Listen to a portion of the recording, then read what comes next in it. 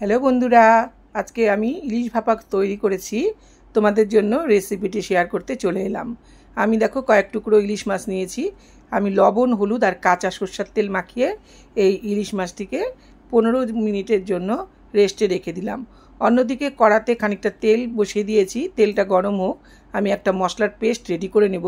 তার জন্য আমি 4 চামচ সরষা আর 2 চামচ পোস্ত দিয়েছি। এটা দিয়ে আমি এখন একটা পেস্ট বানিয়ে নেব।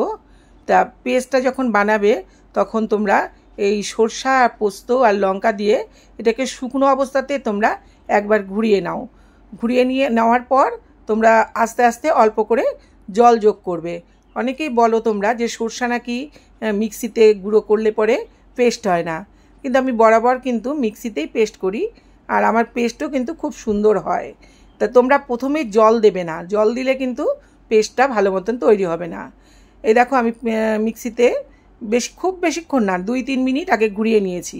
নিয়ে এই দেখো এবার আমি এ দেখো গুঁড়ো কিন্তু আধা গুঁড়ো কিন্তু হয়ে গেছে। এবার একটুখানি আমি জল যোগ করলাম, আবার ঘুরাবো এটাকে আমি। এ দেখো আবার কিন্তু একটু ঘুরিয়ে নিলাম, নিয়ে এতে আমি আবার একটুখানি জল যোগ করব। এই দেখো হয়ে কিন্তু গেছে, দেখো মোটামুটি বাটা কিন্তু হয়ে গেছে। এ দেখো আর একটু জল যোগ করলাম, করে এটাকে এবার ঘুরালেই দেখো এটা একদম পেস্ট তৈরি হয়ে যাবে। এ দেখো পেস্টটা কিন্তু আমার পুরোপুরি রেডি।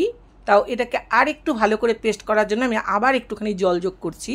এবার কিন্তু ঘুরিয়ে নিলেই আমার একদম পুরোপুরি রেডি হয়ে যাবে। মানে যেটুকু দানা দানা আছে সেই দানা দানাটা আর একেবারে থাকবে না। এই যে আর একবার ঘুরিয়ে নিচ্ছি। দেখো পেস্ট কিন্তু আমার রেডি। আর এতে যেন আমি 1 চামচ লবণ যোগ করে রাখবো, তাহলে পেস্টটা আর তেতো হবে না। দেখো মশলাটা আমার হয়ে গেছে, একপাশে রেখে দিচ্ছি। কড়াতে আমি তেল আগে থেকেই বসিয়ে দিয়েছিলাম, তেলটা আমার গরম হয়ে গেছে। তাতে আমি দিয়ে দিলাম একটু কালো জিরে, কয়েকটা কাঁচা লঙ্কা, আর মাছগুলো এক এক করে ওর মধ্যে আমি বসিয়ে দিলাম। এবার আমি একটু ঢাকা দিয়ে 2-3 মিনিটের জন্য রাখবো। যখন নাকি 2-3 মিনিট পর মাছটাকে আমি একবার একটু উল্টে দেব। উল্টে দিয়ে এটাকে আবার একটু যে মশলাটা আমি বানিয়ে রেখেছিলাম সেই মশলাটা দিয়ে এটাকে আমি মিনিট 5 ফুটাবো। ইলিশ মাছ রান্না করতে কিন্তু খুব বেশি সময় লাগে না।